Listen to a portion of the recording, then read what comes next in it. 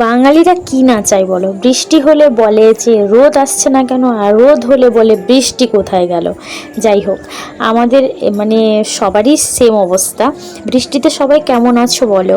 আমি তো একদমই ভালো নেই। সত্যি কথা বলতে, যাদের ঘরে ছোট বেবি আছে তারা তো একদমই ভালো নেই। ওদের জামা কাপড় তো প্রত্যেক দিন বেরোচ্ছে।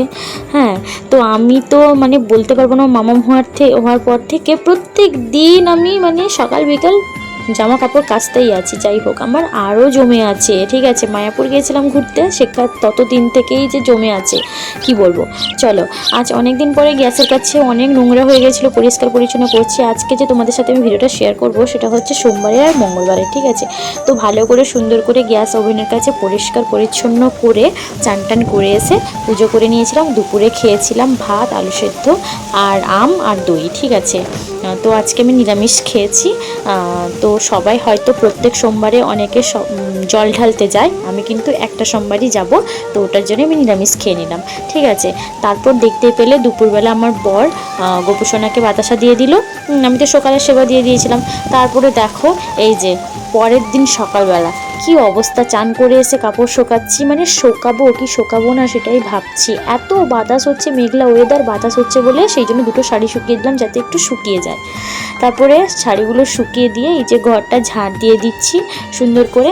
কি বলবো, এই ঘরের সামনের দিকে একটু ঝাড় দিয়ে দিই, মানে ঠাকুরের সামনে থেকে ঝাড় দিয়ে দিই।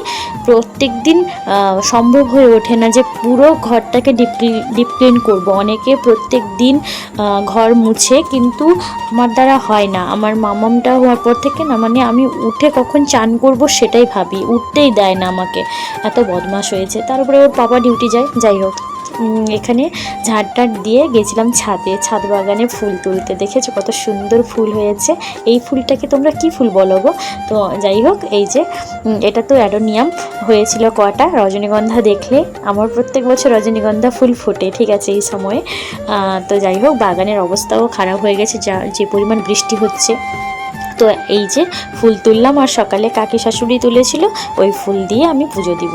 তো যাই হোক, এই দেখো আমার গোপাল সোনাদের জামা জমেছিল, সব আজকে কেচে দিয়েছে। আমি বললাম যা হবে হবে, যা দেখা যাবে। পুজো টুজো করে দেখো আখের রস এসেছিলো বাইরে, তো বর কিনে দিল, খেলাম।